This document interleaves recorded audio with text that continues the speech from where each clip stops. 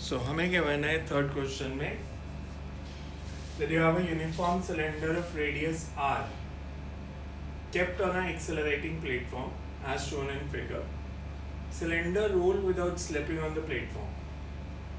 Role without slipping मतलब point of contact जो है जो ये पॉइंट P है इसकी एक्सेलरेशन वही होगी जो प्लैंक की है, तो इसकी एक्सेलरेशन भी A होगी. कोएफिशिएंट ऑफ फ्रिक्शन हमारे को दिया है 0.4. You have to find maximum acceleration of platform that can have without slipping between cylinder and platform. तो पहले तो हम ये देखें कि अगर इसका सेंटर ऑफ मास मूव करता है विद A नॉट और इसकी एंगुलर एक्सेलरेशन है अल्फा, तो बहुत फर्स्ट कंसेप्ट जो है प्योर रोलिंग के लिए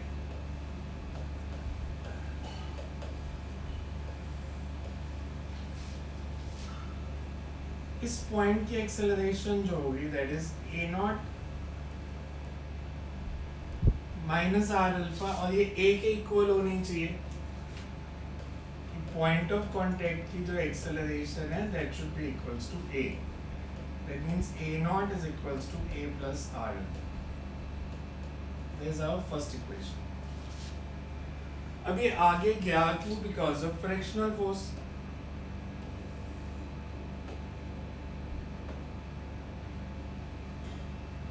हम लेके बॉडी आगे मूव क्यों की? बिकॉज इस पे एक फ्रिक्शन लग रही थी F. फ्रिक्शन ने इसको एक्सेलरेशन दी A नॉट.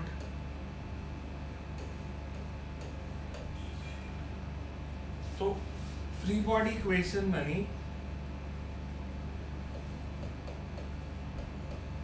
A की फोर्स है F हॉरिजॉन्टल डायरेक्शन में, this is equals to M into A naught. Torque due to friction, because opposite direction में आप बॉडी मूव कर रही है क्लॉकवाइज या एंटी क्लॉकवाइज रोटेट करने की कोशिश कर रहा है, I अल्फा. मतलब minus F is equals to, अब मैं इसको ऐसे भी लिख सकता था M into A plus R alpha.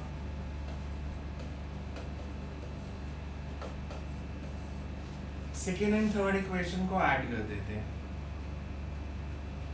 Adding 2 and 3, F cancel हो जाएगा. ये F की वैल्यू डाल दो बेशक यहाँ पे कि minus M A plus R alpha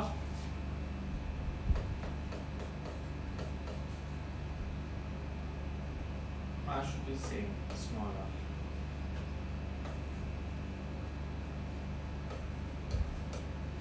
Or you can say minus MA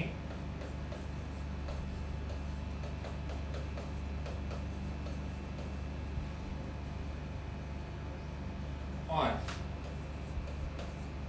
3/2 R alpha is equals to A, or R alpha is equals to, हमने एक कंडीशन निकाल ली कि आर अल्फा इज -2/3 है. अगर आर अल्फा -2/3 है तो A नॉट कितना हो जाएगा? Also A naught is A -2/3 है. So A नॉट और A में रिलेशन आ गया that A naught is equals to A by 3.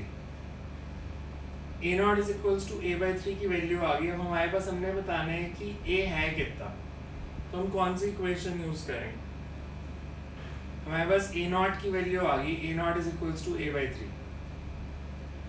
Frictional force किसके इक्वल है? MA naught. So from equation 2,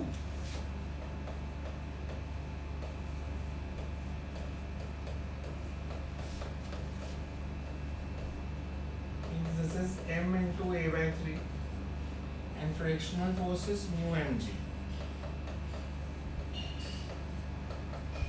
implies A is equals to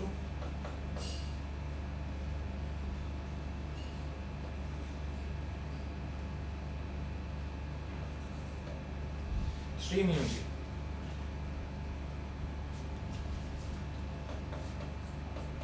Three into 0.4. So some 11 point something answer आ जाएगा. Similarly, A पता चल गया तो you can find A naught also, that A naught will be equals to A by 3. So this is the first जो हमने करना था question. इसमें देखो कोई डाउट है तो लाइक हमने कैसे किया. हमने कहा कि पॉइंट ऑफ कांटेक्ट की एक्सेलरेशन रिलेटिव एक्सेलरेशन 0 होनी चाहिए.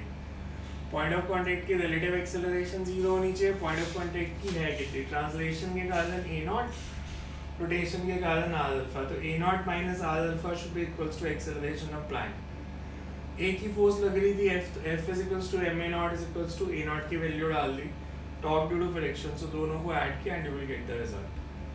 सो पहले हमारे पास एक वैल्यू आ जाएगी, वहां से हम सेकेंड वैल्यू निकाल लेंगे. Next question you can have.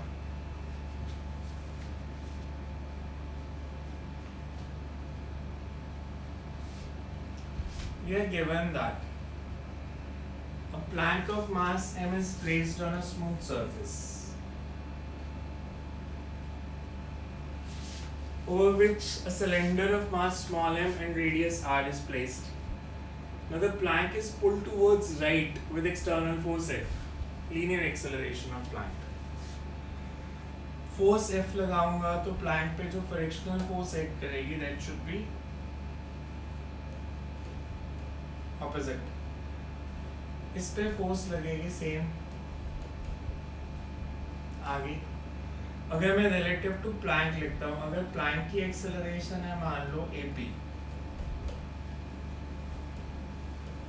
तो इस पे सूडो फोर्स MAP और इसकी acceleration AC. This is R alpha, angular acceleration alpha.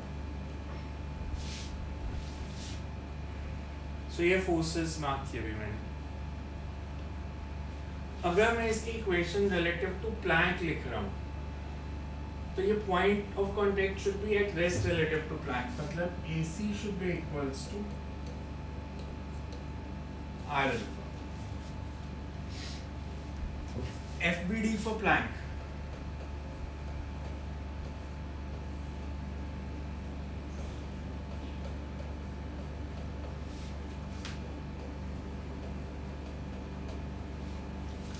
F minus F is equals to MAP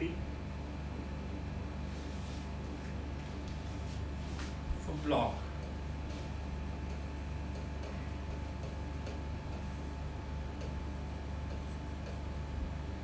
MAP minus F is equals to MAC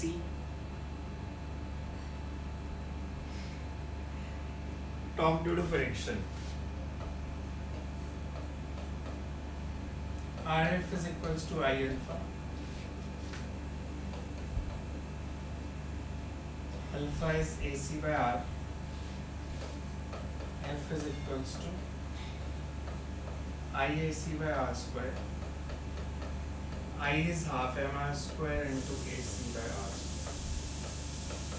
So you get AC by 2. ये value यहाँ डाल देते हैं.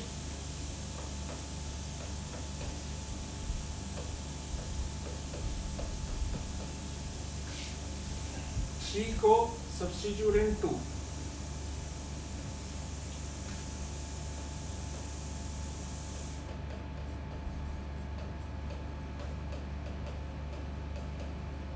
You get MAP minus F. F is MAC by 2.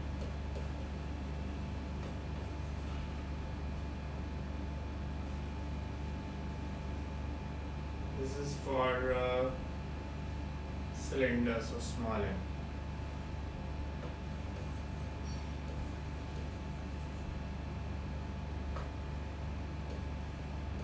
Because दो अलग-अलग masses हैं.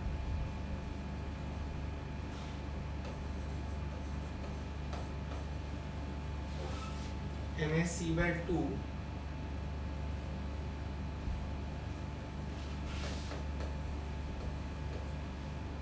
means AP is equals to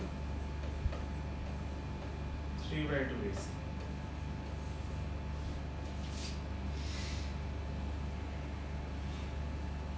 first equation देखो, F minus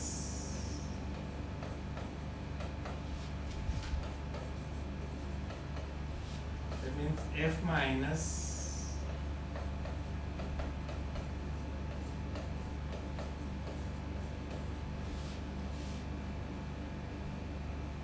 so you get F is equals to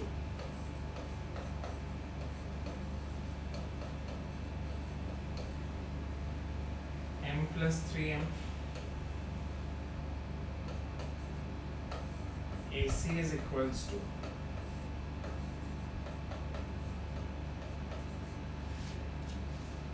and AP is 3 by 2 AC.